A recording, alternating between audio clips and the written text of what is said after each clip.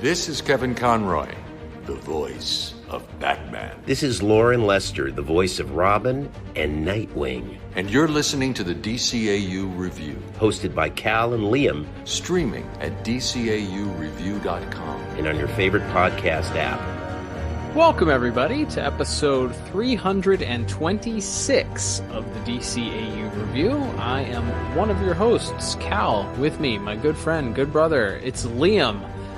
Liam, we are counting down the final 4 episodes of the original Batman the Animated Series run for the month of September. As we talked about last week, we were joined by just a fantastic guest, and that being the director of last week's episode, Dan Reba, when we covered Lockup. So that was a lot of fun. It's good to have him on in his first solo appearance. Make sure you check that one out in the archives if you've not already done so. But this week, Liam, we turn our attention to another of these final 4 episodes, at least in the original production run of the original Batman the Animated Series look for the show.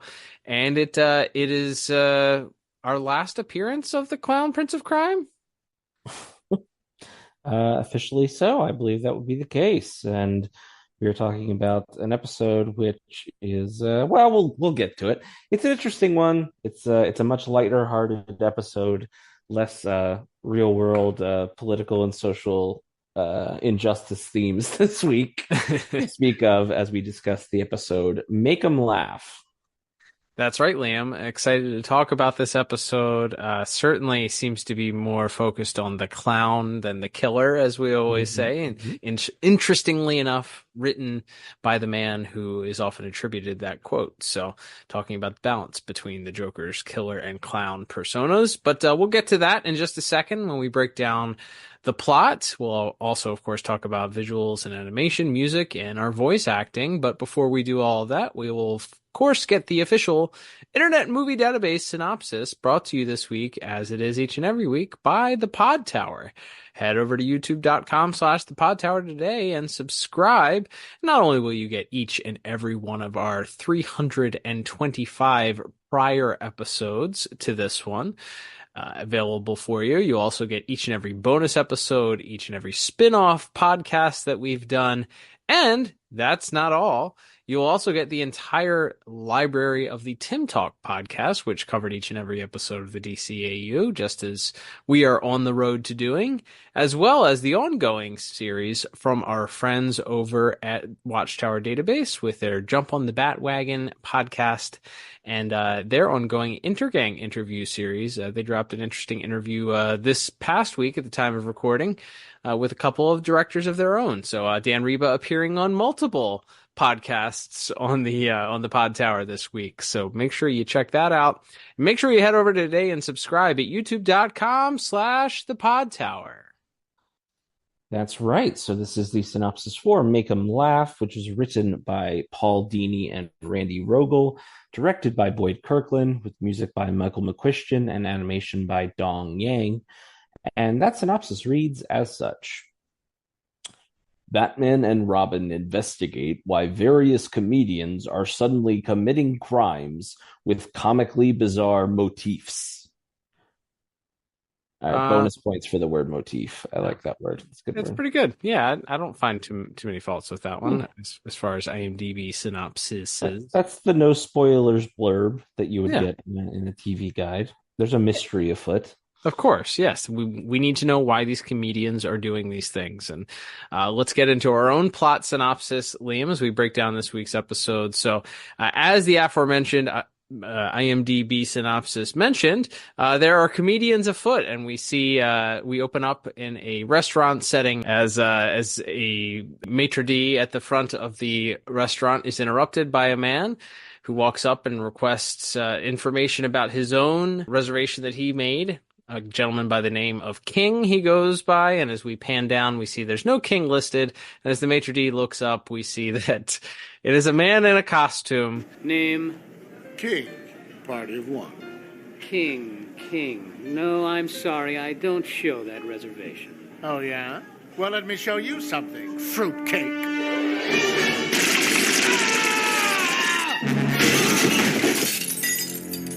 Heads up, chowhounds. Drop your forks and prepare to cower before the uncanny Condiment King. Who is that? Some kind of nutcase. Just ignore him. Someone will call security. Hey! I don't believe this. I say cower, and you're still eating? Well, all right then.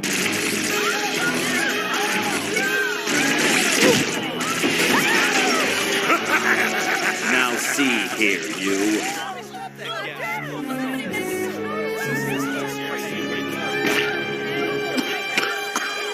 Hot sauce. Anyone else want to be a hero? But the character design of the Condiment King, as he announces himself to be, he's got a bluish green spandex suit on with his underpants on the outside, and he's carrying a ketchup and mustard gun, two of them actually, and he's got these giant tanks on the back, and he's wearing what appears to be a ski mask with the entire face cut out of it.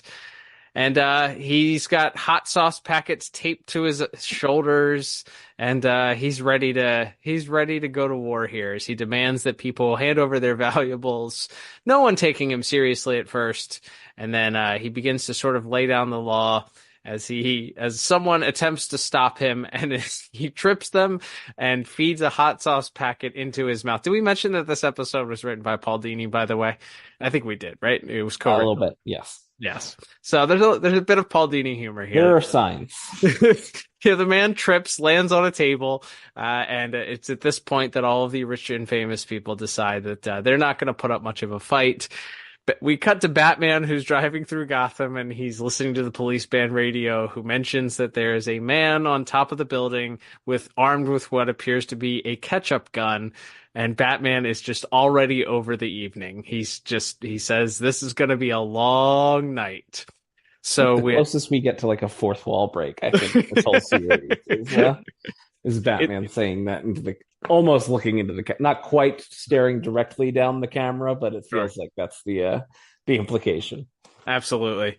So as Batman gets to the restaurant, he comes into contact with the Condiment King for the first time, who announces that Batman beware of who he is and what he's about to do and take over all of Gotham.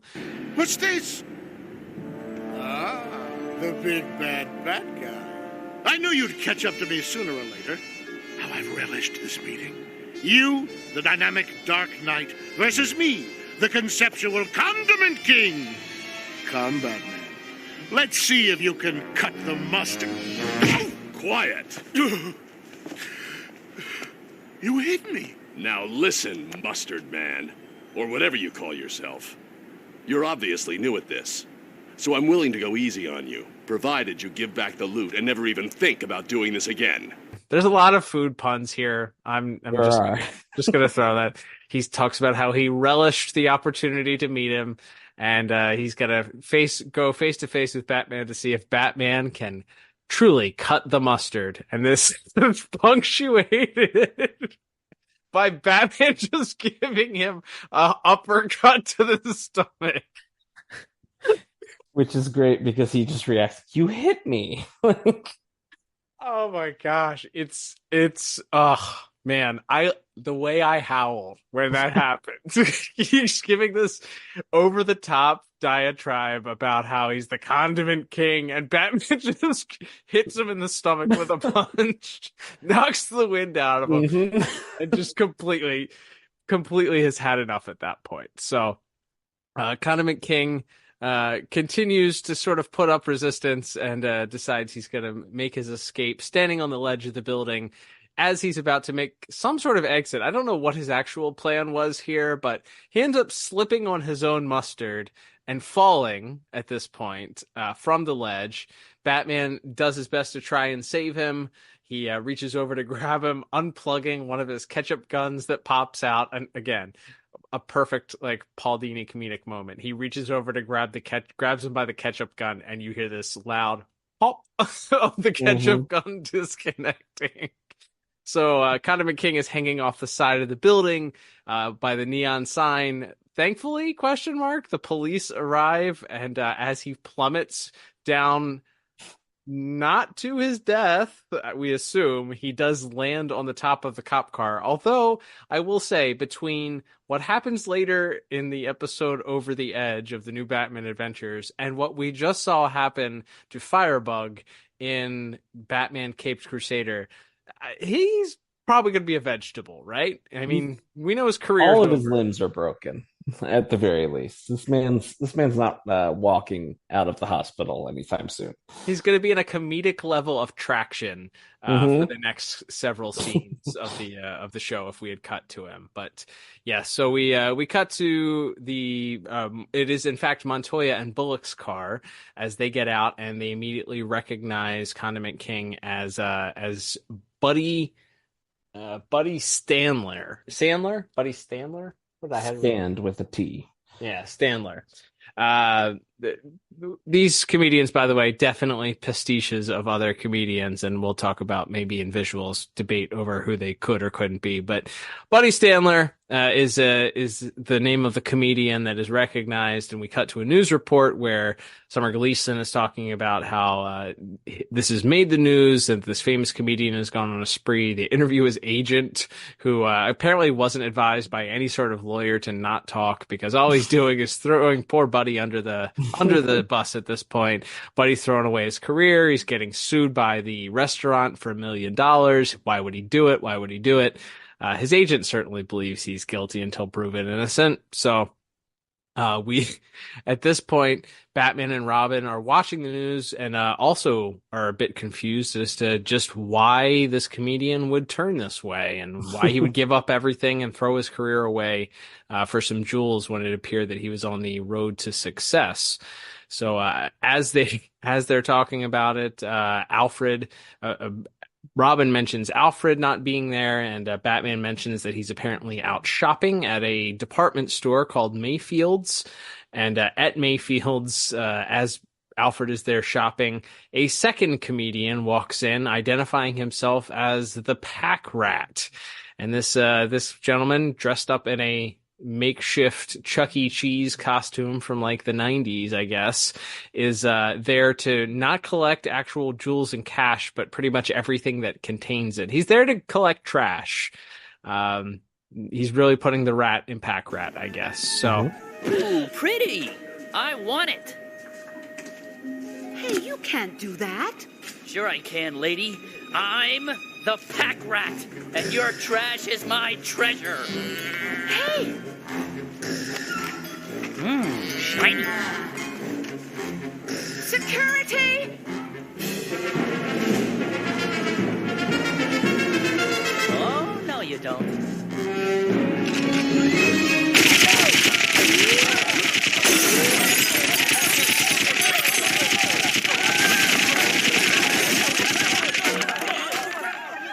Whoa, dibs on the dummy hand.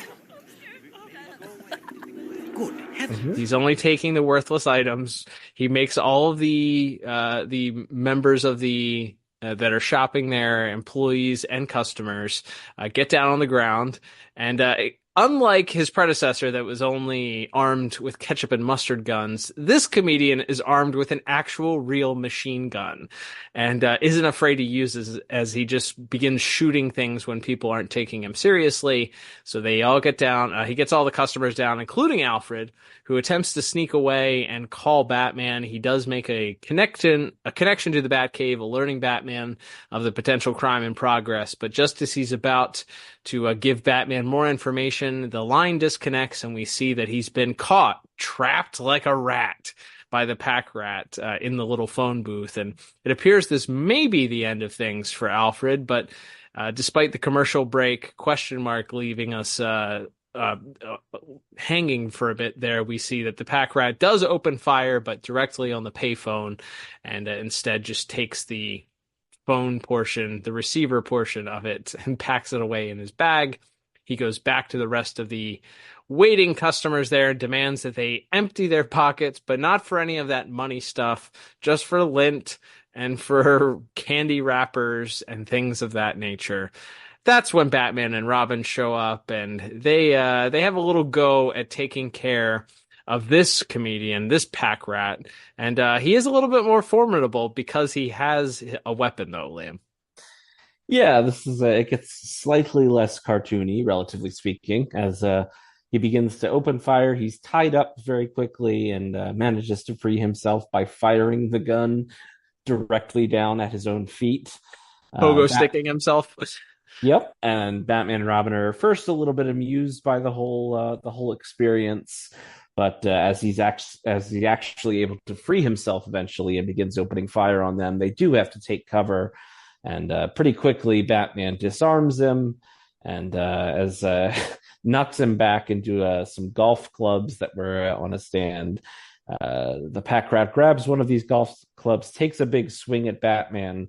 Batman ducks, and one of the alarm bells on the wall that had been shot out by the pack rat earlier. He takes a swing. There's loose wires. He electrocutes himself and falls down. A rat mask falling over his face. And as they pull it up, they notice that there's a little white patch on his neck, a little Band-Aid or something that seems to have smoke coming off of it. And when they pull it off, they realize that it's a little tiny microchip, and that it must be related to the Mad Hatter. In the meantime, we see a third comedian, the Lisa Lorraine, who is apparently a current sitcom star in the world of this show. Mm-hmm. Very much a Roseanne Barr pastiche, which is funny because the other two we were talking off the air seem very based on more like classic golden age of Hollywood comedians. Right. And then she's this seemingly very modern. Maybe there's just less. I mean, I guess you could have made her like Mary Tyler Moore or someone, or Lucille Ball. Like there are some, like there certainly are comedians from that era that she could have been, but they, for whatever reason, it's very clearly a Roseanne Barr pastiche. But as she is sitting on the couch arguing with her own agent about not really wanting to do this, to judge this comedy competition this year, she hears a knock on her door. We see a man in a purple suit with a big yellow smile offer her a pizza. Hold on. I got somebody at the door.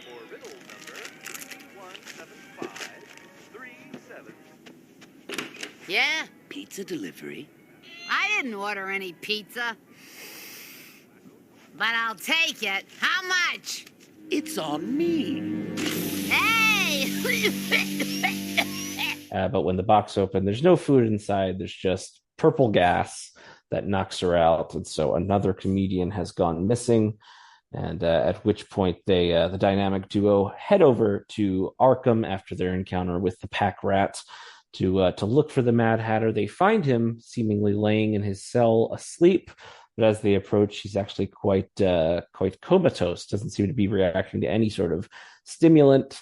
So they realize that he has also been taken over by his own mind control chips, as they find one on his neck as well. So they're kind of back to square one as to who could be behind this. They're discussing things. I have a question. How long was he laying there? Did he soil himself? Well, did he not dead of dehydration? We know that Arkham Security has been suffering since Lyle Bolton was clearly from his position. So they went, I think, in the complete opposite direction, where before it was too hands-on, it was too abusive. Now they got nobody. Now they have no one there, and they're like too afraid to even check on any of the inmates at this point. We got lawsuits for days here. That's right. That's right. We can't run the risk. If he's not coming out of his cell, that he must not be hungry. Anyway, so despite that, apparently the Mad Hatter is not dead because he reappears in later episodes. But they return to the Batcave, and Alfred mentions he pulls out a newspaper letting them know that this third comedian, Lorraine, has been abducted. And so they begin discussing things. They realize there is a connection, that all three of these comedians were the judges at this comedy competition, the Laugh Off, that happens every year in Gotham. Here's what we know. Someone implants the Mad Hatter with one of his own mind control devices, then does the same thing to two comedians. But what's the connection? Looks like it's 3 comedians now, sir. TV personality Lisa Lorraine was abducted from her apartment early this evening. And here's our common link. This comedy competition. Sure, Buddy, Harry, and Lisa judge it every year. Remember, we taped the last one. Right here, Master Dick. And I've cued it to something you should see. Robin remembers, fortunately, that he and Alfred, I guess big stand-up guys, taped the special last year, and Alfred has the full ass VHS tape in his coat pocket. Thankfully. And pulls it out. They put it into the Batcave, and Alfred's really the one who solves this whole case for everybody this week. He's like, here. Not only do I have the tape, here's the exact point where we're going to find out what happened here. As we cut back to footage from the last year's competition, and right as the judges are about to name the winner, a new comedian named Smilin' Shecky Rimshot, awesome name, forces his way on stage, demands to be given a chance to earn the trophy, tells one joke that the crowd does seem to actually enjoy, before Lorraine hits her buzzer and cuts him off, telling him that the competition is over. They've already made their choice, and literally gives him the hook as a giant hook, pulls him off stage. And very quickly we hear the sort of Rodney Dangerfield-esque accent that the man was using to tell his jokes just completely falls away. You hear the Joker's voice, and then Batman, the Batcomputer is magic this week, and Batman just hits a couple of buttons and turns the image into the Joker. It's got magic Photoshop powers. That's right. One of the latest powers of the Batcomputer. So, I like that he wasn't sold on it though until he changed the eyes. Yes. Like, we know where he was going with it. As soon as you he puts the hair on first. Right. It should have been the reverse. Right. He should have gone for the diamond eyes first, and then maybe a kid watching this wouldn't get it. But it's like, as soon as the hair, nobody else in this show has hair like that. Correct. Yeah. But anyway, yes, it is. So they figured out that it is the Joker. We cut to that night's comedy competition that the Joker has taken over himself. The last piece being that he takes control of the host of the event. I don't think it's a name in this episode, but he's just called host in the credits. That's right. And the Joker makes a note that he should send Jervis a thank you note if he ever wakes up again. So I guess he's not dead. Tell you, Maury, I'm dying here. I got a full house, and all three of my celebrity judges are either missing or in jail. You gotta find me some replacements, quick! Ask and ye shall receive. What? Permit me to introduce Judges Knuckles, Vinny, and Kowalski. They'll be presenting me with the trophy tonight. Hey, listen, you can't just walk in here and think... Oh, but I already have.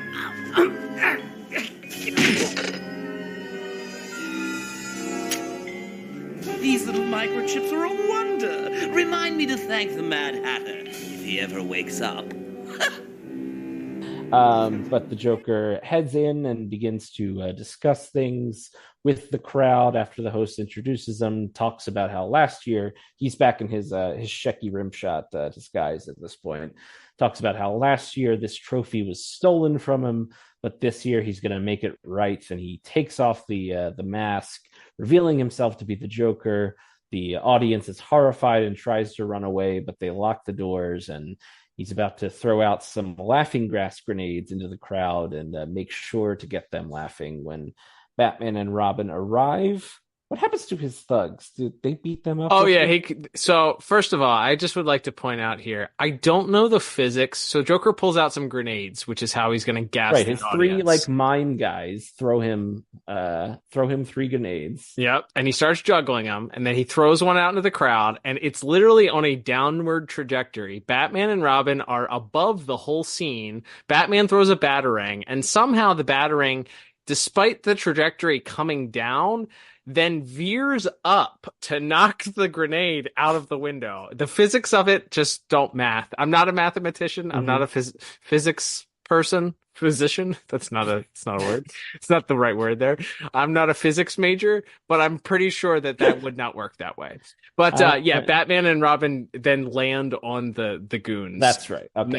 Knuckles, Kowalski, and Vinny are their names, by the way. They're sitting at the judges' table, and they all get crushed in one fell stomp. That's right. So that seemingly leaves Joker at a disadvantage as Batman and Robin corner him. But that's when we get the reveal that Joker says he's got a new girl. It's not Harley this time, but in fact, it is the comedian Lorraine, who has now been turned into as she calls herself, Mighty Mom.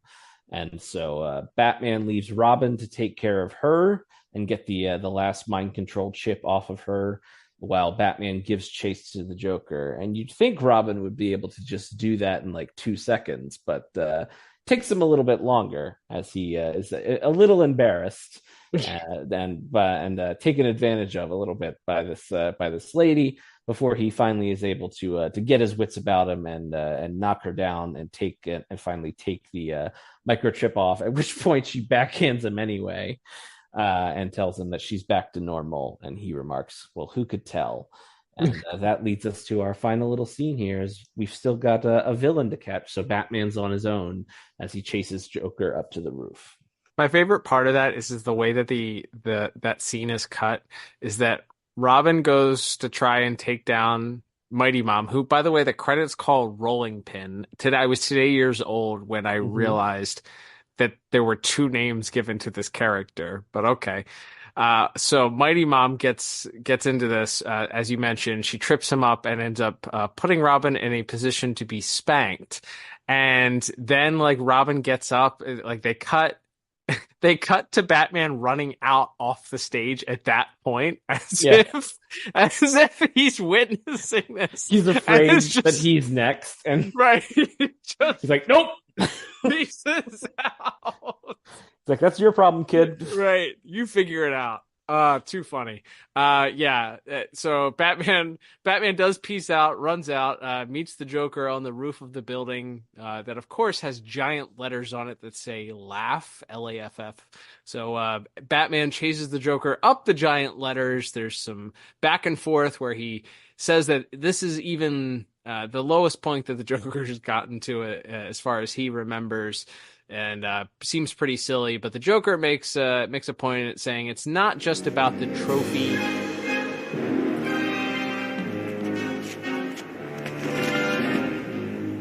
Stay back. You've hit a new low, Joker. Only you would ruin 3 lives for a silly piece of tin. You're dumber than you look, Bats. It's not the trophy that matters. It's the title. I am the greatest clown this dismal burg has ever seen. What would the common folk do without my pranks and antics? Let's find out.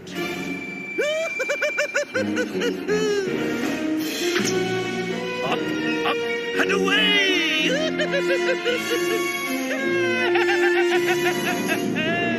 He wants to be known as the funniest man in Gotham. And my favorite part is his line where he says, "What would the common folk do without my pranks and antics?" That's a pretty good line. Yeah. So as Batman is sort of chasing him around up the letters, the Joker then jumps off of the top of the letters, seemingly maybe to his death. But as Batman looks down, he sees he's grabbed onto a rope, which is attached to a giant inflatable clown balloon, and the Joker cuts the rope that's holding the balloon in place and begins floating away. Batman jumps on board as well, shooting a grappling gun onto a nearby gargoyle, allowing him to reach the top as the Joker has also climbed to the top. Joker not doing too well at the top, though, as he didn't really think this plan out and is immediately tripping and falling around. He and Batman continue their verbal sparring, but then the Joker takes his giant metal trophy from the contest that he stole on his way out and begins swinging it around. I also like that the Joker is in a fat suit for this bit too. Like he's wearing he's still in the suit that he wore as his alter ego. And it's like clearly he has like something under his shirt to give him a sort of weight to it. So he's swinging it around. He looks funny when he's doing it. He hits Batman a couple of times, manages to knock Batman off of the balloon. Batman is hanging on literally to the hand of the clown. Joker is raining down blows to his hand with this giant metal trophy. Just as it appears that that Batman is about to drop, swinging in comes the Boy Wonder to save Batman's bacon, giving the Joker a swift kick that knocks him over and around at the top of the balloon. The Joker then ends up almost falling, taking out a knife. He is able to stab it into the balloon, which of course causes the balloon to start descending. The Joker begins to slip and fall off of the balloon itself, but is caught at the last second by a grappling gun that grabs him by the pants, completely pantses him. So now Joker, complete with his green and yellow polka dotted boxers, is descending to the ground with his trophy firmly on his head. As he hits the ground, he's met by the Gotham City Police Department and a crowd of people, the crowd that was inside for the ceremony. They're all laughing. He's not happy that they're laughing at him and not with him, as he's loaded into the back of the police cruiser. And that's where we end our episode for this week, as he didn't quite get the last laugh that he was hoping that he got, as he's quite humiliated, throwing the trophy back over his head as he's loaded and driven away.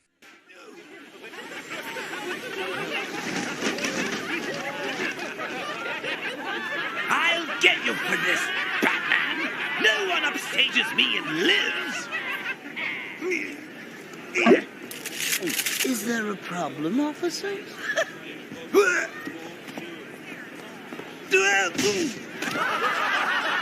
What's so funny, huh?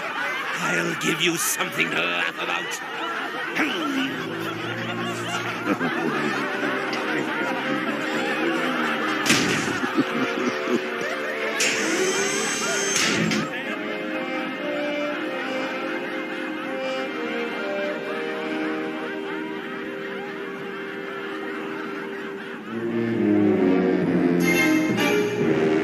I will say, Liam, I have not seen this episode in a long time. I think we had this on tape because I definitely did. I've seen it a lot. Yeah, I've seen it a lot, but there were still portions of it that caught me off guard. I did not remember it being as funny as it was. I have a feeling, based on, I'm just going to throw this out here before we go any further. I have a feeling, based on just a gut instinct, that we might have to break out the disagreement alarm on this episode. Okay. Because I loved this episode. I thought it was funny.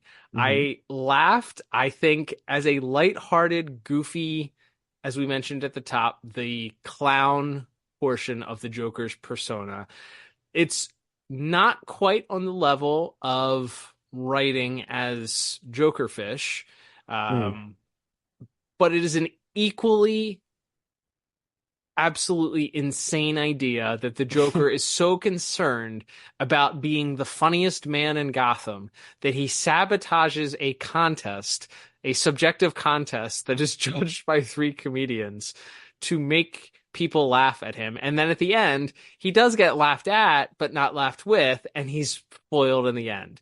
Yes. And the fact that he goes on this whole rampage to kidnap people and exact revenge on them, all because they, spoiled his chances of, in disguise, winning this. Like, he legitimately, he didn't enter it because he just crashed the contest. But the previous year, he legitimately tried to win the contest and got the hook. And he's exacting revenge, which is the sadistic side of him. Like, fine, I didn't get my way. I'm going to ruin your lives. I'm going to ruin your careers. Yeah. And I'm going to end up being named I'm going to get the trophy anyway and be given this title as the sole contestant for this comedic competition. It is beautifully sadistic and funny, and like, it feels like a Dick Sprang era Joker storyline. Like, it just feels like that off kilter. The Joker wants to win a comedy trophy because somebody dissed him and said that he wasn't funny, or prevented him from being named the funny guy. And of course it's rooted in some of the Joker's most deeply established lore of him being a stand-up comedian, and a failed one at that. So you have those points pulled from the very famous, maybe at this point, this most disliked Joker story. I don't know what the general feeling of the Killing Joke is anymore, but I know that people don't like the animated movie. Classic. Yes, people don't like the movie, but okay, all right, yeah. So as far as the that being the Joker's backstory, it's pretty well established, a widely accepted backstory for the character. So, yeah, I really liked this episode. I think that it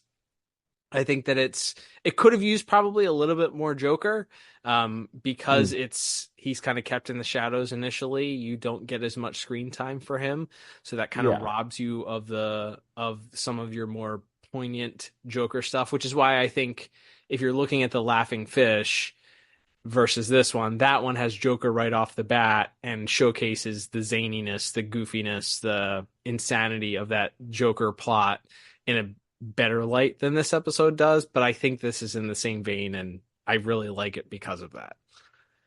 Okay, yeah, I mean, I think that's fair. We are going to break out the disagreement alarm. No, on a conceptual level, I agree with you that this is absolutely something the Joker would do. He would hear that there is a funniest man in Gotham contest and be like, well, I will just show up and I'll be so funny that I'll just win it automatically. Like, that's absolutely. And then when it doesn't happen, especially because he's in disguise and nobody realizes it's the Joker, he would be furious and feel insulted and spend a year plotting his revenge. That's perfect, especially for this Joker. This is like, yeah, that's a perfectly adequate Joker motivation. I don't understand the mind control turn the three judges into supervillains bit. I don't understand what that does.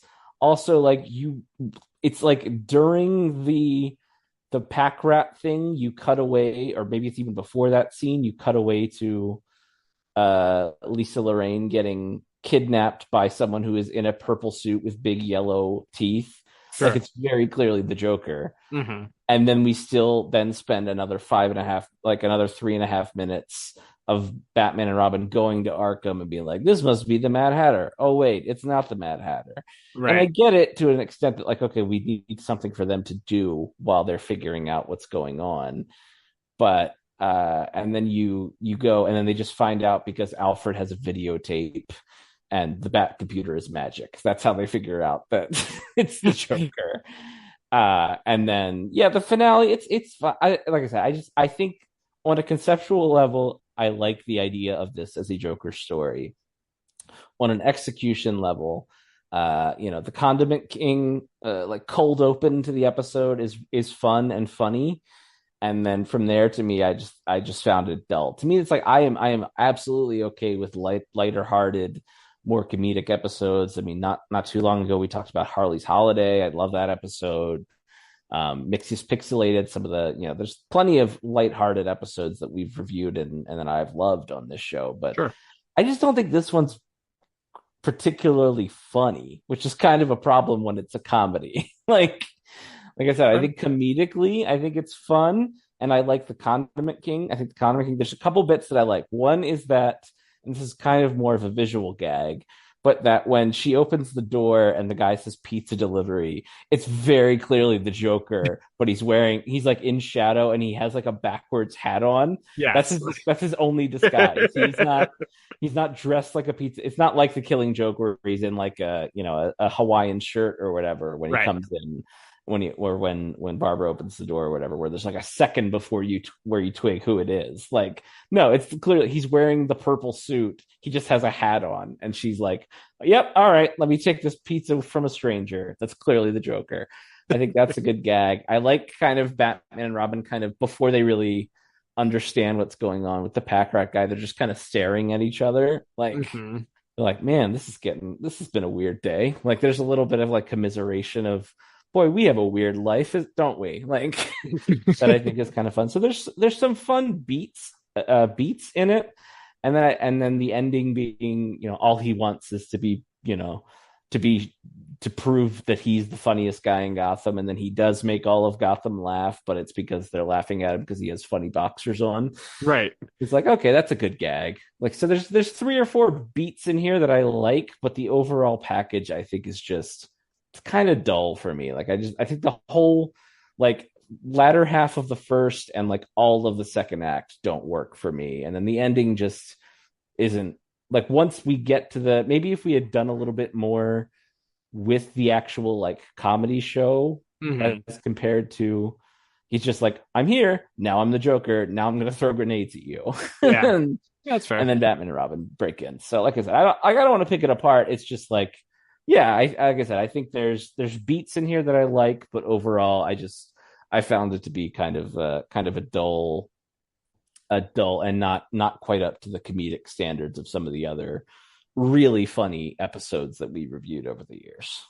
Yeah, I think that is a fair critique. Despite the disagreement alarm coming out for our disagreement on liking this episode or appreciating some of the different parts of this episode, I think that I can respect that, in that I understand that I would agree it's not on the level of The Laughing Fish. I think that was close to, if not a perfect score from one or both of us, I think, by the time we were wrapped. Like, that episode, we could just go back and listen to it in the archives. Yeah. Like, it's so good. But I think, so I think that there are portions of it here. It is deserved, I would say, by having the Joker mystery portion of it, like who's behind it. But I also don't remember a whole lot of Joker mysteries. A lot of the times the Joker is kind of presented immediately as the bad guy. And so maybe Be a Clown, there's a bit of a mystery portion of that where he takes, gets rid of Jekyll, but doesn't he escape like in the first, maybe he escapes like in the first couple scenes from Arkham too? No, he's watching the TV at the start when the mayor is like, Batman and Joker are the same thing, right? And then he gets mad and he's like, I'll show them, and then I think you see him like knock the clown out and steal the truck or whatever. Yeah, so there's not many episodes where the Joker is the star, where it's a mystery as to whether or not he's the villain or not. Sure. So I understand you're doing things a little bit differently here. To your point, also, I think there's a little bit of time wasted with the pack rat scene. It's a little bit goofy. I think that full episode, or that full portion, it just screams Paul Dini's comedic timing with things. This villain is only interested in like garbage, not interested in money. He's walking around these one-off lines. He then actually has a machine gun, but he's so uncoordinated because he's not actually a supervillain that like he almost accidentally lucks into taking on or being formidable towards Batman, right. But then ultimately it just takes Batman sashaying backwards twice for him to ultimately be undone. So yeah, I can see that. I think that opening bit, the Condiment King bit, I do like the idea of the Pack Rat character. I think it's funny. I think the motivation of the Joker once it's revealed, and especially that back and forth with Batman at the end, kind of declaring his vision for how he's the funniest person in Gotham, that he sees Gotham as needing him, adds sort of a layer to the character. So yeah, for all those reasons, I ended up giving Plot a 7 out of 10. Again, if there's more Joker, if there's more opportunity for comedy and comedic lines, interactions between him as he's placing these patches on the comedians to begin with, then maybe there's a little bit, that number bumps up a little bit. But because we only get that latter half of it, despite it being very enjoyable and some funny bits, I ended up with giving a 7 out of 10. What about you? Yeah, 3 out of 10 for me. Holy moly. You were not feeling this one at all. No, I just think it grinds to a halt in like post Condiment King scene. I just think it is a drag until our finale. My Yeah. goodness. Yeah. That's Well, like we said, we don't break out the disagreement alarm often, so it should that's be for an occasion like this. a rather large gap, I'd say, for sure. But yeah, it's understandable. It happens, folks. So if you've been listening for any length of time, then you'll know that it occasionally does happen, and today is one of those occasions. That's right. And now we've created an action item for our listeners, which is you get to tell us which one of us is right and which one of us is wrong. There we go. Which one of us is objectively right about this completely subjective conversation we've been having. That's right. Tweet us at DCAU Review. Comment on the episode on Spotify. Make your voice heard. Slide into the DMs of Instagram. One of those options. Absolutely. Also in my notes, I didn't really know where to slot this because it's not really about. This is more just something that I've noticed. I don't think that people that are aware of Condiment King realize that it was a gag within the world. Right. People are just like, oh, isn't it so funny that Batman has a villain called Cat? It's like, no, the joke is that the Joker made him like a lame supervillain. Like that's the whole gag here, which I think people have missed when he shows up in a lot of other stuff. Now he's just like an actual Batman villain that pops up as like a gag from time to time, which is fine. It's just interesting to me that it's like, oh, this started off as a complete, like within the episode, it's a gag. Like it's not a real villain. Right. It's a meta parody of some of those 60s Batman 60s. Yeah, like a season 3 of the 66 show where they were like Bookworm and people like that. Yeah, it's a meta commentary. But even like you said, even within that, the whole point, the Joker is trying to humiliate these people because they humiliated him. So he's decided to make the one comedy guy laughed at. He's the Condiment King. The other guy is the Pack Rat. Like these are the things that he's convinced them that they are in order to humiliate them. So that's the juxtaposition of his final sequence of him being the ultimate one to get humiliated. But yes, good point there with that. All right, Liam, let's move on to our next category, which is going to be animation and visuals. Dong Yang, responsible for animation for this week's episode. As you mentioned at the top, directed by Boyd Kirkland. And then, of course, as we mentioned, written by Paul Dini and Randy Rogel. I don't want to dismiss Mr. Rogel's. I'm sure not all of the humor was Paul Dini's. I will just say that. But I think just Mr. Dini's penchant for writing off-the-wall, goofy, Chuck Jones style comedy into these episodes just lends more to me mentioning his name. So I probably unfair to Mr. Rogel, who may have also been involved with some of the comedic writing and characters that were used for the episode. With that said, Liam, I think as you mentioned, a good transition here, talking about the Condiment King, the looks of our comedians turned supervillains, kind of funny, I would say. Each of them have their own little bit. As we mentioned, Condiment King wearing his 2 gigantic tanks of ketchup and mustard with ketchup and mustard guns, and his underpants firmly on the outside of his costume with his gloves and boots, and his little sunglasses also, because of course, why wouldn't your supervillain also be wearing sunglasses? Keep his disguise up. And you get the Pack Rat, who's initially kind of wearing this trench coat with a rat tail sticking out of the back of it, and like Converse underneath of it with this absolutely hilarious half rat head sticking like on the top of his head. I was like, when he has the overcoat and the hat on, he looks to me like a Dick Tracy character or something. Like he's so squat, but he has these kind of weird broad shoulders and like the weird little like goggle eyes. Yep. And then he takes it off and he's Chuck E. Cheese, basically. Exactly. Also, I think we mentioned, but sort of a pastiche based on the name of Jerry Lewis. I don't know. Maybe that... I don't know. I never know where to put it. I guess it's a part of the music, but that weird like sheep noise that happens every time he had to take something, or like for years as a child, I thought it was like coming out of him, because when they go to commercial break, he like smiles and his mouth opens and then the sound comes out. So I was like, oh, is he making that noise? Is that his like Pack Rat noise? I don't think it is. I think it's just a sound effect that they included in with the music. But sound effects wise, that was an interesting and funny choice that I found to kind of make that character even more off the wall. And then you have Rolling Pin / Mighty Mom at the end. She's got a mop. She's got an egg beater. But then like a typical like domino mask, and just looks like any 50s Batman villain out of one of those comic books that you would see.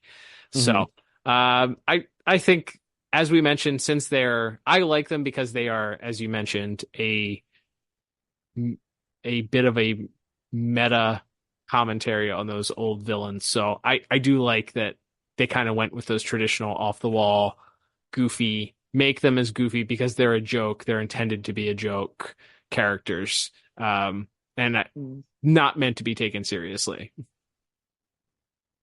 Yeah, absolutely. Like they have these very, like I said, they're very stripped down. Like the Mighty Mom is like, it just looks like they grabbed the first pair of spandex you could find and a yellow cape, and like, yeah, it looks like a Halloween costume. They all look like they're in, the Condiment King has just a pair of white underpants over his suit. So it's like, yeah, the homemade nature of everyone's all of the quote unquote supervillains of the episode are really well done as far as how sort of slapped together they all look.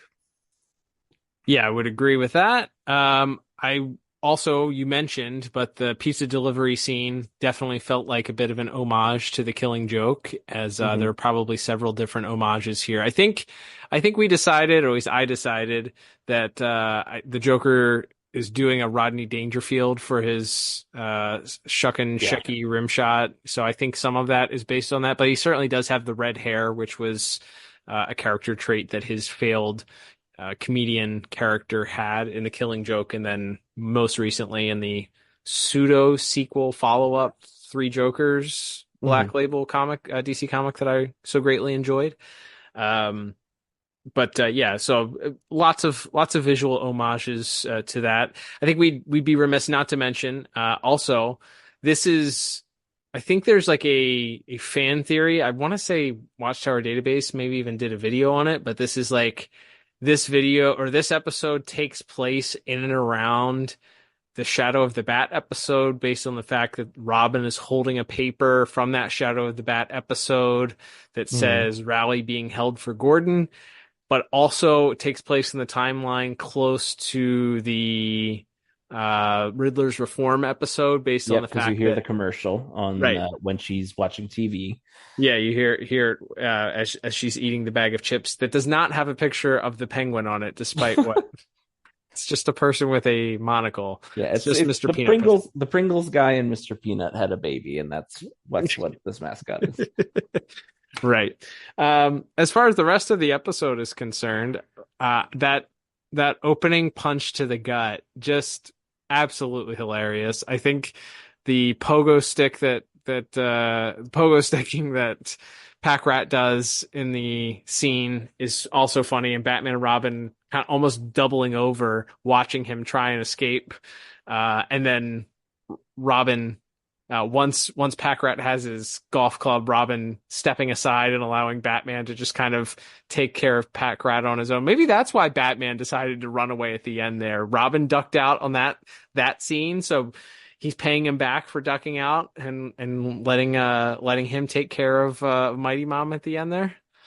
There's a real trajectory going forward of because you think about eventually when we get to the new Batman adventures of Nightwing and Batman doing the he's all yours to each other. So this is like, I think this is some unresolved like passive aggression between the two that's bubbling here. This is really what causes the split in Old Wounds. They keep just leaving stuff that they don't want to do for the other guy to do, and he's like, God, I always have to do this. Like this is unresolved workplace drama, I think, is what we're seeing manifest here. Yeah, I would agree.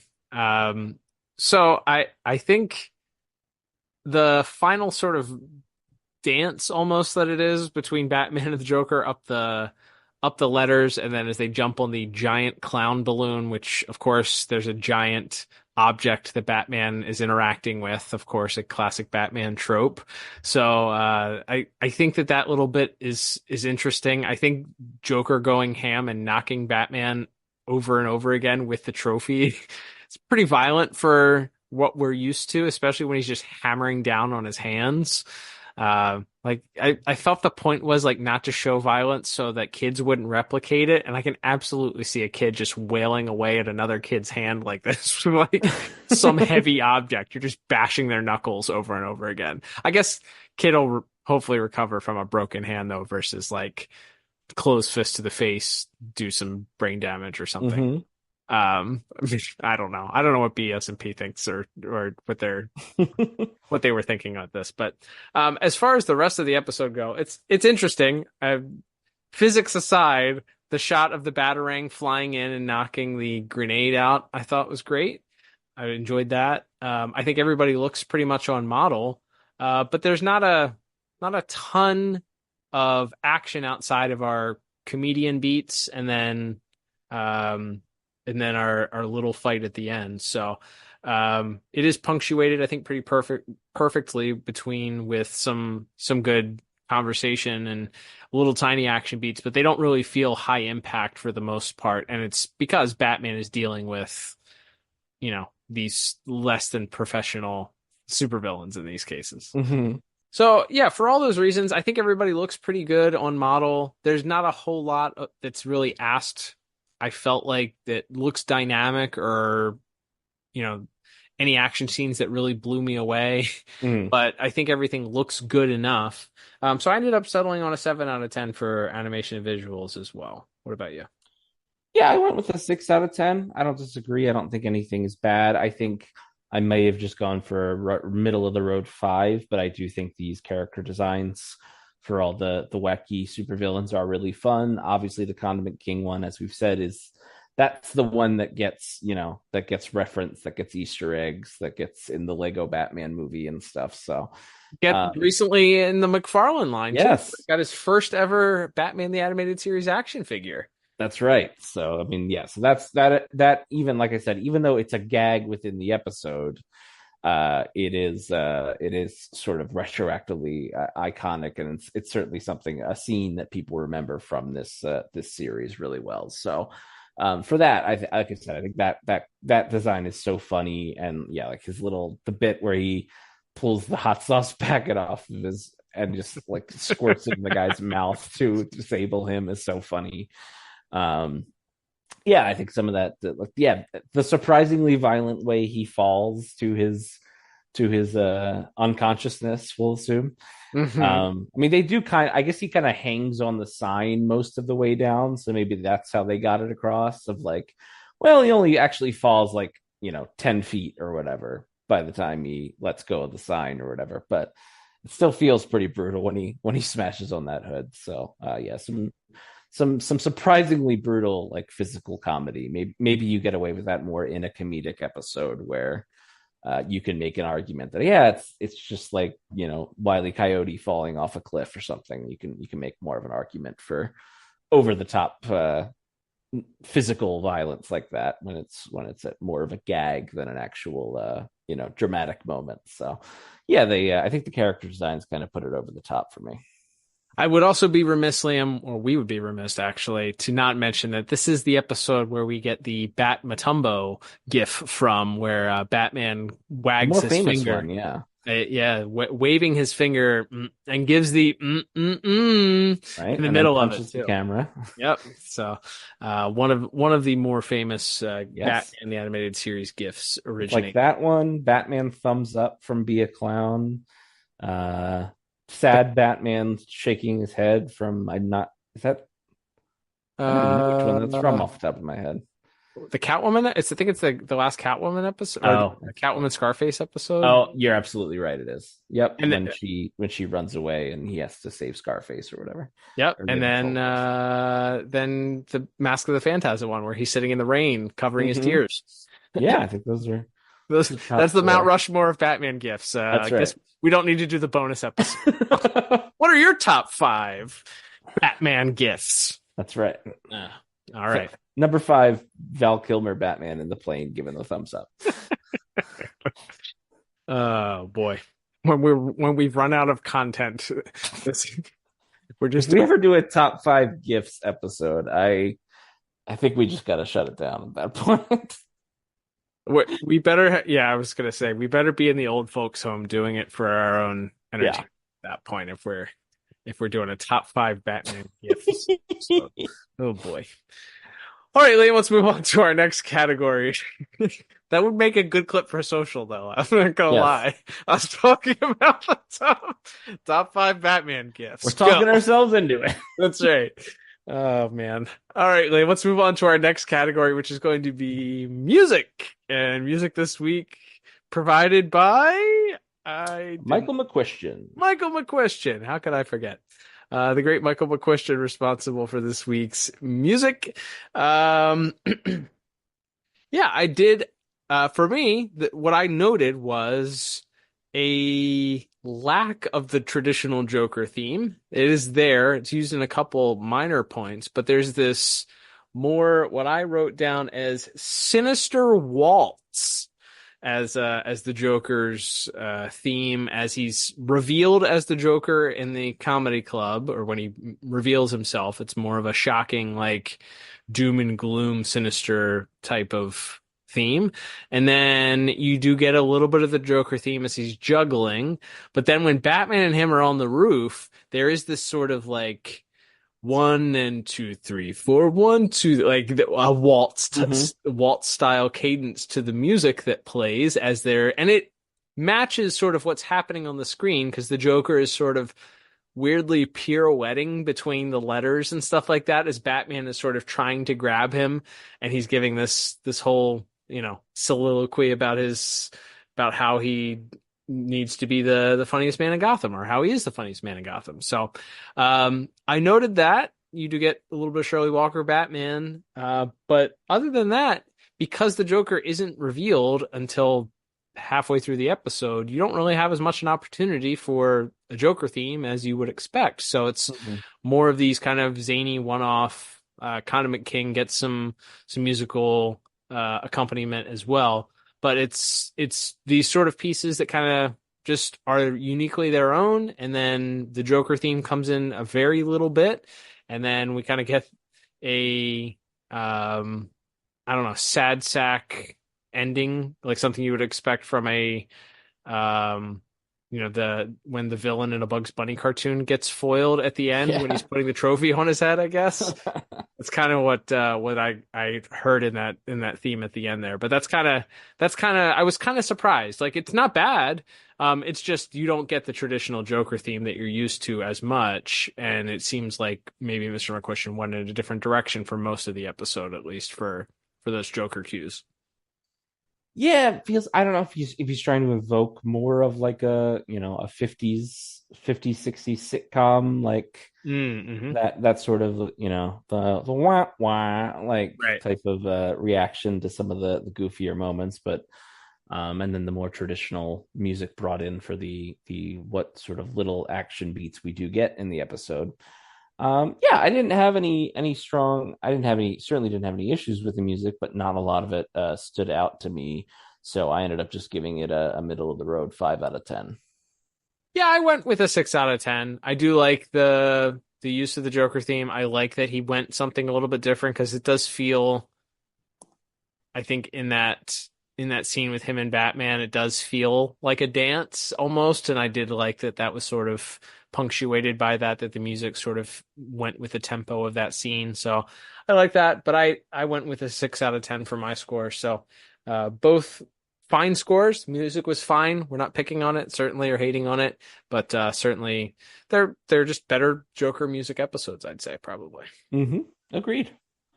All right, Liam, let's wrap things up here with our final category of the day, and that is going to be voice acting. So, of course, we have a fairly large cast with as many of these guest characters making their point, but we also, of course, have a couple of series regulars, as well as our main and most familiar voices, of course, also in our voice cast. So let's go ahead and start breaking it down, shall we?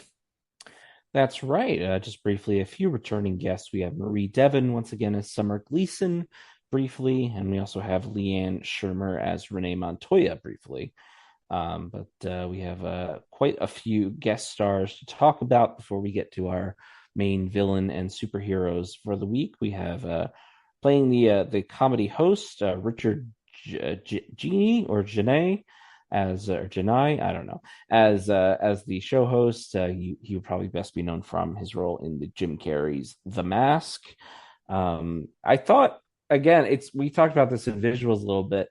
I don't know if all of the designs for them when they're in their civilian outfits, other than obviously the one that's based on Roseanne that we've talked about, if they're physically also based on specific comedians, and that would include the host here. I know I didn't see like any sort of citation to this. The DCAU wiki mentioned the King of Comedy, the Robert De Niro film, as a inspiration for this episode. I don't know if that's true or not, like a lot of things that are on the DCAU wiki, but I don't know if there's specific actors in any of those films that might have inspired this episode that would have gotten the keys there. But elsewhere we have playing the Condiment King, aka Buddy Standler, we have Stuart Pankin, who is a grade A, if you saw his face you'd know him guy, if you look him up. But people might know him from sort of, I think, an oft forgotten one of the early HBO originals, not necessarily The News. And then also in Congo, and has done some other voice work. Has done some other DCAU voice work, including in Zeta Project and a couple other things as well. Superman the Animated Series, Batman Beyond, and the Zeta Project. So That's did. Right. He ran the gamut. Yeah. If he had a JL or a JLU, he would have completed the. Who else? Corey Burton, is he like the only person that's been on every show? I don't know. Oof, that's a good DCAU trivia. That's a trivia note. Yeah, I have to figure out how many actors have actually been on every show, because it's got to be only a very small, a very small amount. It's Kevin Conroy, obviously. Kevin Conroy, and maybe I was going to say Ephraim Zemblis Jr., but Ephraim Zemblis Jr. wasn't in Batman Beyond, so maybe not. Yeah, or JLU, technically. Yeah, good point. Separate shows. So good point. All right. Well, that's another trivia note. You can school us on that if there's other actors we're not thinking of that have been in every universe. But anyway, we have him playing the Condiment King. He is wonderful. That's, like we said, that is the funniest scene in the whole episode. Like, for all the reasons we've already talked about, when he's giving this grand monologue only to be interrupted by Batman just punching him really hard in the stomach. How like annoyed Batman is that he even has to be there dealing with this is great in that scene. We'll talk about Kevin Conroy in a minute as well, but Mr. Pankin as the Condiment King, quite a bit of fun. Oh yeah. He's great. As you said, it's a very limited amount of dialogue that he has, because when he falls to his not apparent death, he is out for the rest of the episode. But yeah, I think it's great. He's so serious, and especially juxtaposed to Batman, as he's this over the top, and he's giving all of this dialogue and this monologuing about how he's waited to interact with Batman, and Batman just cuts him off, hits him in the stomach, and then we'll talk about it in a second, but when Kevin Conroy calls him Mustard Man, I lost it. I absolutely lost it. It's a fantastic scene. But yeah, that back and forth between the two of them, and then as he falls, just as serious as he was momentarily, he's just completely unaffected by the fact that Batman has completely overpowered him, and he thinks he's still going to get, pun intended, the last laugh, but ends up slipping and falling. And then it's like, oh no, I don't have this. He clearly thought being a supervillain, although it was against his will, he thought it was going to be a lot easier than it was. Absolutely. That was that looks like great work from Mr. Pankin in a small role there. Voicing the other male comedian, Harry Loomis, aka the Pack Rat, we have Grant Showd, maybe most famously for being one of the main characters on the Murphy Brown television series, which I think got a brief revival a couple of years ago. Wow. I honestly, because in my head, I always think this guy is Patton Oswalt. Yeah, Just because I feel like if this episode was made 5 years later, it would have been voiced by Patton Oswalt. 100%. But I mean, as far as playing this like weird, kind of weird, squeaky voice, neurotic guy, like there's this kind of annoying, nerdy quality to his voice. I feel like that like I said, even though that sequence I said is kind of where the episode started to go off the rails for me. From a plot perspective, I think he does a good solid job being this weird pack rat guy. Like it's certainly not his voice performance is not the issue I had with this episode. That's for sure. Yeah, and I think if you have watched, so I think Jerry Lewis was obviously a bigger comedian. To us, he was the guy that ran the muscular dystrophy telethon for many years. Like for most people, that's probably, if you weren't like an old movies person or haven't gone back and like looked at it, you might not know who Jerry Lewis is, but you do know the scientist from the professor from The Simpsons, probably, who is just a pastiche of Jerry Lewis from that show.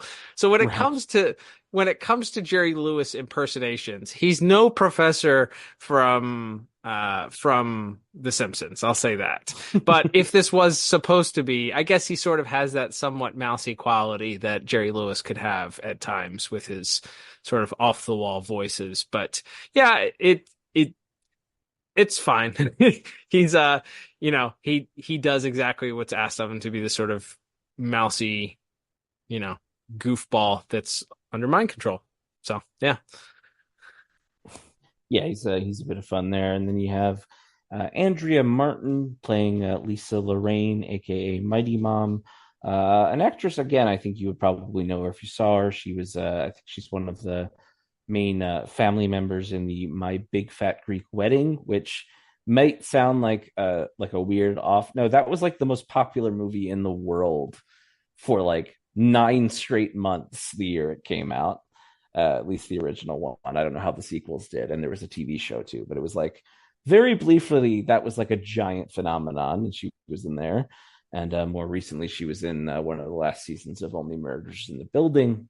So her doing Roseanne Barr, thumbs up. Like, it is incredibly grating. It's incredibly annoying, but that's the point.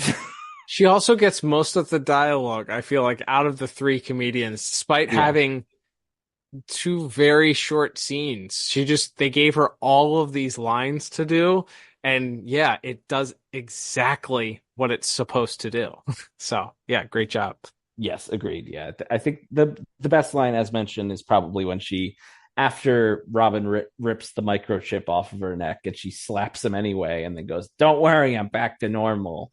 I think that's a good gag. Again, very good work by all involved there. But that leads us to, I believe, our remaining main villain of this episode, of course, Mark Hamill taking one final bow as the Joker in this original 85 episodes of Batman the Animated Series, at least in production order. I don't think this is the last Joker episode to air, but yeah, I mean, he's good in what he gets to do. This is probably a fun episode because he does Mark Hamill does some ancillary voices. Mm-hmm. He's the mustachioed guy that gets hot sauce shot down his throat. Right. He's the agent who's complaining about how Condiment King is going to cost him millions. And then he gets to play not only the Joker, but also the Shecky Rem shot, sort of like you said. Definitely feels like he's got that, hey, yo, like that sort of, that sort of, working class comedian voice that's like a Rodney Dangerfield pastiche or something as well, too. And like that sort of thing as well. So Mark Hamill, as far as like getting to do a bunch of different things and really show off, obviously, I think folks know he's done many, many voice acting roles besides the Joker, though the Joker is obviously the one that kind of looms largest, I think, for most people. So we obviously know what a talented voice actor Mark is, but it was fun kind of all within one episode. He gets to be Corey Burton this week, and he gets to do like 3 or 4 voices within a single episode that are all very unique and very different. And not surprisingly, he's very good. I think this episode might be my favorite Joker laughs also when he's Wow. swinging it's just so good. Like when he's swinging the trophy at the end and he just kind of gives this little, I don't know, just like a little whine at the end after he finishes his laugh. It's so good. And he does like 2 or 3 times. It's what couple of my, maybe not my favorite laugh. That's probably discounting the Batman Beyond Return of the Joker, which, by the way, this probably should have been talked about in plot. But headcanon, is this the messing with these patches? Is this where he gets the idea for the technology or the root of the technology with these patches from the Mad Hatter to eventually do the DNA rewriting patches? I like that idea because it is obviously a mental and physical transformation. So yeah, maybe a little Mad Hatter here, a little Cadmus there, and bing bang boom, Tim Drake's the Joker. They put them in the same exact spot on the back of the neck also. So good call. I had not thought about that at all. Okay, just floating that out there. Maybe it's not, but as we like to say on the show, I believe it's canon until proven otherwise. So, yeah, but as far as Mark Hamill's performance for the episode itself, lots of fun. As you mentioned, he gets to sort of have a bit more dynamic performances behind it instead of, I mean, the Joker is a dynamic performance in and of itself, but as you mentioned, he gets to have fun, do some other voices. But overall, I would say he doesn't have as much to do because he doesn't get revealed until that portion at the end. Or halfway through the episode, but I think some of those lines that he gives are pretty good. And when he says, "I'm back," like that line's really delivered really, really well. So unsurprisingly, a lot riding on this performance when it comes to my scores.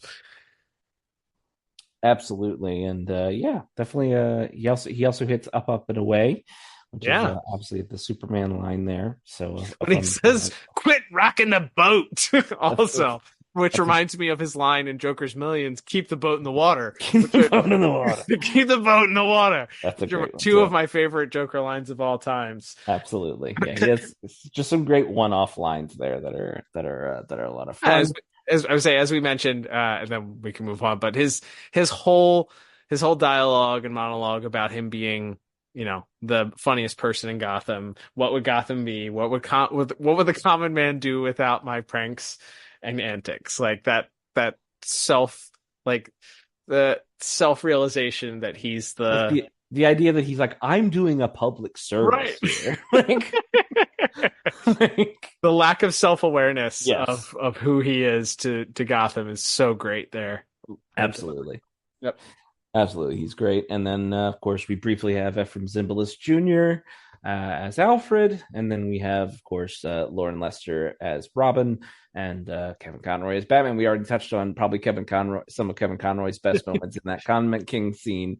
He's so annoyed by it, which I just think is a great element to it. Like, we talked last week about this, sort of dramatic and heartfelt compassion that you see Batman has. This one, he's just like, what is this? What are we doing? Like, he's so over it from minute one in this episode that I appreciate it. There's like an annoyance in almost every line he has in this episode. Yeah, and that bleeds into that like back and forth between him and the Joker at the end, where he's just like, he can't believe it. Like, a new low for the Joker. Like, he did all this for a trophy. And then, like, obviously, as we talked about the Joker talking about how it's more than the trophy, it's for the title. But that back and forth is good. He doesn't have a lot of lines, but certainly maximizes his minutes. Some good interactions between him and Robin. Also, Lauren Lester's Robin. Not a ton of dialogue either. It's mostly just conversation about what's happening, either exposition or finding out that Alfred had videotaped the comedy special the year before, or asking where Alfred is. But then they're little like repartee back and forth, as we mentioned, whether it's Robin stepping aside to let him take care of Pack Rat, or him stepping aside to let Robin take care of Mighty Mom. Both really, really funny, brief little interactions there. So yeah, good good stuff from our leads. Not a ton asked for both of them, though, for this week. Agreed. And so for all those reasons, I ended up settling on, since it's kind of like I said, there's a lot of work from our guest stars, not a ton from our main cast. Like I said, I do appreciate Mark Hamill's work in this, especially getting to do sort of, like I said, some of those little side character gags and all of that in this episode. I ended up settling on a 6 out of 10 for my voice acting score. This isn't disagreement worthy, but I went 8 out of 10 for mine. Okay. I think Kevin Conroy maximizing his minutes, as we said, his interactions with Condiment King, just as you mentioned, the annoyance that he has to deal with this, and the fact that this guy is causing mayhem, and he even is like, just surrender and give back the jewels, and we'll pretend this doesn't ever happened. Like, you're not worth my time and effort to haul your carcass to Arkham Asylum, right? Like, yes, just stop what you're doing, please. Make this easy on both of us. And then, as I mentioned, his little back and forth with Joker later, and Joker's interactions also, I really enjoyed those. So, for all those reasons, 8 out of 10 for me, 6 out of 10 for you. Still some pretty decent scores there. Absolutely. All right, Liam, well, that will begin to wrap things up here. So let's total up our scores. And I imagine there's going to be a bit of a discrepancy between the two of these based on the fact that we differed on every single score, and you were lower on each and every one of them. So this might be the biggest discrepancy of the 2024 calendar thus far. So I ended up with a 28 out of 40. So kind of middle of the road for me. What about you? Yeah, I finished out with a 20 out of 40, so just a few points lower. Like I said, we could talk about rewatchability. I think Condiment King might kind of put it over the edge, unfortunately, because, again, he has a weird staying power, despite being, again, even within the universe, he is a gag and a meta joke about silly Batman villains of a certain age of the comics, and yet, like, he's not a real villain within the show. Yet he has action figures and little Lego guys, and he's been in movies, and I think he's in the Lego Batman video games and all this stuff, and he pops up in the mainstream DC comics once in a while as well. So, like, I think first appearance of Condiment King might give this like the slightest thumb up for rewatchability for me, despite not being a particularly spectacular episode in my estimation. And my canon until proven otherwise theory that this is where the Joker begins developing his mind controlling that is eventually used for making Tim Drake the Joker later on. So, yep, I'd say this is a definite one thumb up. For that reason, I think critic hat off, you can still have some fun watching the episode. Sure. It's goofy. It's a Joker episode. If you missed it, it would not be the end of the world. As we mentioned, the Joker comes back. None of these other characters outside of Condiment King in the zeitgeist that is the general DC Batman universe does not make a reappearance. So outside of wanting to know who Condiment King is, maybe there's not really a purpose to watch it, but it's fun. It's an entertaining 22 minutes. So wouldn't hurt you, but also wouldn't hurt you to skip it either, which is why we give it the old one thumb up. We're perfectly in the middle there. We know how to sit on a fence. That's right. It's one of the things we're best at. Right. All right, Liam. Well, that will begin to wrap things up for this week. Thank you so much for listening to the program. We hope you don't sit on the fence when it comes to this podcast. We hope that you give us 5 stars. Let the good people that are looking for valuable, entertaining podcasts know that you think that this podcast is entertaining with a review. And if you do so on Apple Podcasts, you leave a little blurb, and you're within the continental United States, as a thank you, we will send you a little thank you gift. We are mailing out this week. One of our recent reviews got in touch with us, gave us their address. We're sending him a thank you gift. So thanks for taking the time to do that. You can join them. If you stop and you're listening on Apple Podcasts this week, head on over there. Maybe you just want to create an account just for the purpose of doing that. Give who's the Jeff Bezos of Apple? I don't know who the Jeff Bezos for Apple is. It was Steve Jobs. Jeff Apple. Steve Apple. Rest in peace, Steve Jobs. Yeah, this is going off the rails here. Speaking of normal men. Leave a 5-star review on Spotify. You can also answer our poll of the week. You can check out the show notes also if you want to support the podcast. There's a link there to directly support the podcast and become a monthly supporter. We thank our monthly supporters for helping us each and every month, donating of their hard-earned dollars in order to keep this podcast going. You can also pick up a piece of merchandise by checking out the store shop link also in the show notes. You can also head over to DCAUreview.com. Check out the links there if you want to as well. And of course, as we mentioned at the top, check in on the Pod Tower, subscribe to us there as well. Follow us on social media at DCAU Review on most platforms, including Twitter/X and Instagram, where we do most of our interacting and posting of fun topics, fun DC stuff. We posted some really interesting looking production artwork from Lockup last week. We'll see if we can dig up anything from Make 'em Laugh this week also. Lots of fun interactions and conversations going on there. Of course, we just passed the 32nd. I saw somebody made their own graphic this week, and apparently they just changed the numbers because it said 32th, 32th anniversary of Batman the Animated Series' debut on Fox just this past week, and Superman the Animated Series also. Not to what was it, the 20? It's the literal next day. It's I think one is the 5th and one is it's Batman is the 5th and then Superman's the 6th, I think. And so Superman would be the 28th anniversary. 96. So yeah, 28. Yeah, it's 28th anniversary. If that one does get a TH, 28th anniversary of Superman the Animated Series debut. So yeah, lots of celebrations and sharing of artwork and memories and all that, which is what all of our interactions are about. So check us out there. Liam, we will be continuing with yet another Batman the Animated Series review next week. So why don't we go ahead and preview? There's only 2 left. Which one will it be next week? That's right. Next week it is a long-awaited return. At least if you've only been watching Batman the Animated Series when we've reviewed it over the past 6 years. A long-awaited return of none other than Mr. Freeze in the episode Deep Freeze, a much different tale than Heart of Ice, but one that has a lot of interesting, quirky bits to it. So looking forward to discussing that one next week.